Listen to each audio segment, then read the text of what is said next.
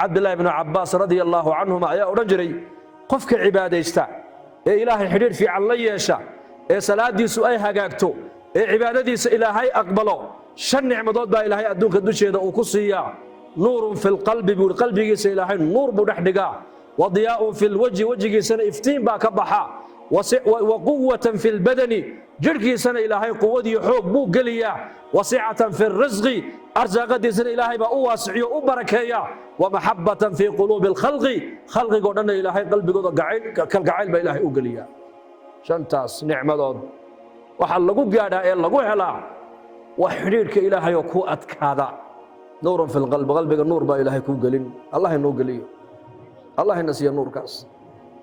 nuurka waa maxay waxay dhaha culimmadu waa basiiro waa indhaha qalbiga ilaahay qofka u furiyo wixii xalaalana wuxuu ku arkaa indhaha wixii xaaranan indhaha buu ku arkaa xaq iyo baadilka indhaha qalbigu ku kala arkaa khaaliq iyo makhluuqa farqiga u dhexeeya indhaha buu ku arkaa adduunyada gaaban inay gaaban tahay adduunyadu iyo aakhirada weyniga badan le wuxuu ku kala arkaa waa indhaha qalbiga haddii ilaahay nuurka qalbiga uu ku siiyo taciishu calaa bayinatin caddaan baad adduunyada adoo dariiq cad baad maraysaa ma khasaaraysa wadiyaa'un fi lwajhi wejigiisana iftiin baa ka baxa buuhi iftiin allah inoo iftiimiya wejigeenna mu'minku waa cajiib hadduu lacag xataa haysan ma walwalayo ma walbahaarayo mar kasta wejigiisa waxaad ka arkaysaa farxad iyo bashaashad yaxsabuhum aljaahilu agniyaa'a min altacafuf waa sifaatkii asxaabta sifaatu saxaaba weeyaan in dadka magaalada madiina ku cusub ee remiyiga ee magaalada madiine yimaada markay arkaan abaa hurayra iyo abubakar iyo cumar iyo raggaas fuqarada muslimiinta ee muhaajiriinta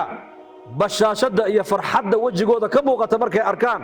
waxay isleeyihiin wala nimankani lacag bay halkaa joogaan walaakiin ilaahay waxa uu leeyahay may maaha waxa ka iftiimaysa lacage waxay wejigoogu la iftiimayaa waxay leeyihiin tacafuf way dhowrsoon yihiinoo bini aadanka baahidooda uma sheegtaan baahidooda bini aadanka uma sheegtaan way qarsadaan habeenkii bay ilaahay u sheegtaan habeenkii saacadaha dadku ay hurdaan bay kacaan yaa allah baahidaasaan qabaa isii yaa allah ubadkii baan garan lahay ii hagaaji yaa allah nolosha ciriiri igu noqotay ii waasici yaa allah inaan kuu dhowaadaan rabaayo ilaahu albaabkan kuu soo maraya ii fur yaa allah raxmaddaada waan u baahanay ii naxariiso yaa allah hooya iga bugtay ii caafi saacadahee saacadaha rabbulcaalamiinku samada adduunyada uu imanaayo uu leeyahay yaa waxay weydiisanaya han siiye ayaa toobadkeena toobaddiisa han aqbale ayaa dembi dhaaf doonaya dembigiisa han dhaafe saacadaha haddaan kacnoon baahideenna ilaahay u sheeganno ilaahay baahideenna isagaa inoo daboolaayo diyaa'un fi lwajhi wasixatan waquwatan fi lbadani buu ibn cabbaas cibaadada markaad maqaamkii la doonaya uu qofku ka gaadho waxa ilaahay siiyaa buu yidhi jirhkiisa ilaahay quwad buu geliyaa caqligiisa quwad baa ilaahay gelin fahmadiisaa ilaahay quwad gelin jirhkiisaa ilaahay quwad gelin waxaad arkaysaa 100 jir 120 jir qur-aanka ku akhrisanaya bilaa nadaarad oo kiyaalaad tidhahdaa soo ma 100 jir baad arkaysaa habeenkii kaa horkacaya salaataleylka salaada kaaga soo horeynaya shaqaynaya ummadda u khidmaynaya wasicatan fi risqi buu yidhi arsaaqadana waa loo waasicin buu yidhi iminka innaku arsaaqadda in laynoo waasiciyo waan jecelnahay soo ma soo ma asbaabta arsaaqadda lagu waasiciyo ma taqaanaa waa cibaadada ilaahay adkayso xidhiidhka adiga ilaahay niga dhexeeya un adkay bas wamaxabatan fii quluubi alkhalqi khalqigoo dhanna ilaahay kalgacaylu qalbigooda ku dhigi mu'minka waa la jecel yahay lianna ilaahay baa jeclaaday ilaahay buu raalli geliyey ilaahay buu jeclaaday ilaahay buu ammaanay ilaahay buu u dhowaaday koonka ilaahay baa ka taliya markaa idaa xaba allahu cabdan naadaa jibriil calayhi الsalaam inii uxibu fulaanan fayuxibuhu jibriilu calayhi الsalaam ثم ينادي في أهل السماء إن الله أحب فلانا فأحبوه فيحبه أهل السماء ثم توضع له القبول في الأرض بالنبي يقول إلهي أدون مركو رالي كنقضو جعل هذا جبريل بو يدي وليه هبل واجعل هذا رالي با كنقضو جعلو جبريل با جعلان بو نبي يقول جبريل الملائكة ودن بو كو أمر يا وليه أدون كا إلهي با رالي كنقضو جعل هذا خلقك السماء كنو لو دن با جعلان يا ثم قبول يدار لذا إيمانا سقبول كو معي خلقك أدوك الجوغو دن با إلهي أسخر إلهي جعليسين سرت نولش وحويان الله يكو أبو رحلين في على يلو إنكو دد بدن سرت نولش العقب بكراديان شقي كراديان ضوف بكراديان tacliim bay ka raadiyaan, qabiil bay ka raadiyaan, masab bay ka raadiyaan. may maaha sirta nolosha haddaad doon inaad heshid maftaaxeegu waa ilaahay xidhiidh fiican la yeelo. biqadri khawfaka min allah yahaabu lkhalqu minka buu yidhi sulaymaan. wuxuu yidhi wabiqadri xubaka lilaahi caza wajal, biqadri xubuka lilaahi yuxibuka alkhalq, wabiqadri ishtigaalika biamri illaah yashtagilu lkhalqu biamrika. hadba intaad adigu ilaahay aad jeclaato ayaa makhluuquna ku jeclaanayaan. hadba intaad ilaahay adigu aad ka baqdo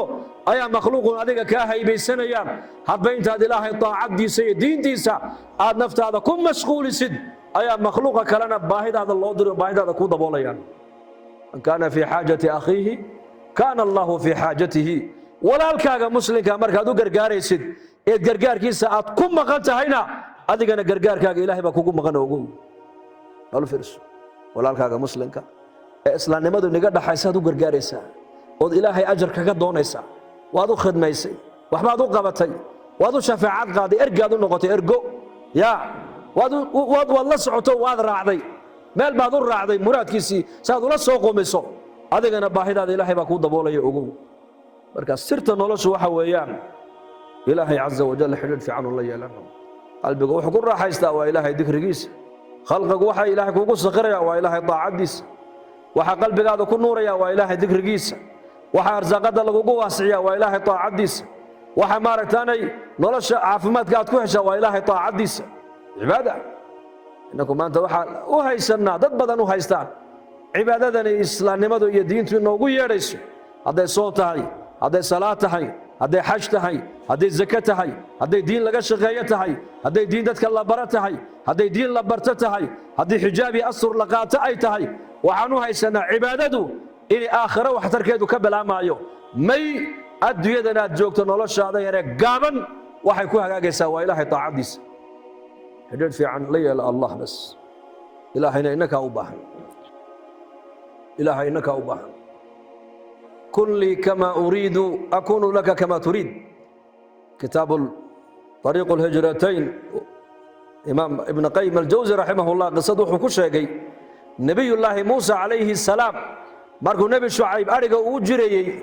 dhul wuxuu adhiga ku raacaya maaragtaan yeyga iyo dhurwaagu ku badan yahay. adhiga marka la raacayana lama jiifsan karo. geel iyo looda marka la raacayo waa la jiifsan karaa, laakiin adhijiruhu ma jiifsan karo, waayo dacwada ayaa ka dafaysa, dhurwaaga ayaa ka qaadanaya. muuse calayhi salaam uu daalay markaa, deedna geed buu hoos fadhiistay baa la yidhi, isagoo daalan dhinacna uga baqayo dhurwaagu inuu xoolaha ka qaato ka dafo ayuu yar jiifsaday hurdadii baa la tagtay. mar dambuu markaa nebi muuse u baraarugay, ushiisii buu waayey, ushii ile ul buu sitaa mogta. markaasuu adhigii buu dhex yimid oo wuxuu arkay dhurwaa ushii nebi muuse haysta calayhi salaam oo adhiga neefka baal martaba u soo wecinaya, ku soo celinaya. markaasuu nebi muuse yaabuu sidaa u egay, waa dhurwaagu adhiga uga baqaya baa u soo ilaalinaya. markaasaa lahaatif dhawaaq buu maqlo lagu yidhi kun lii kama uriidu akunu laka kama turiid. yaa muusa, sidaad anigu aan doonaya haddaad ii yeesho, sidaad adigu aad rabtana annagaa kuu yeelayna baa ilaahay ku yidhi. sida rabbi doonayo haddaan yeelno, sidaan inaku doonayna ilaahay noo yeelo. dad badan baa kula noloshaan maanta fahmi laanahay. nolosha haddaad cibaadada ka dayi weyda macaankeega ma fahmi karaysid, waad wareeri, waad dawakhi, adoo wareersanna malakalmowdka ku imana ogow. laakiin haddii xidhiidhka ilaahay aan adkaysanno oon iimaanka, islaamnimada, salaada, cibaadada, diinteennu ay naga noqoto maaragtaane dhaqan, oo aysan naga noqon dhegaysi keliya, oo diintu dhaqan ay naga noqoto, waxaad arkaysaan adduunka dusheedaan janno ku galanaa, janno.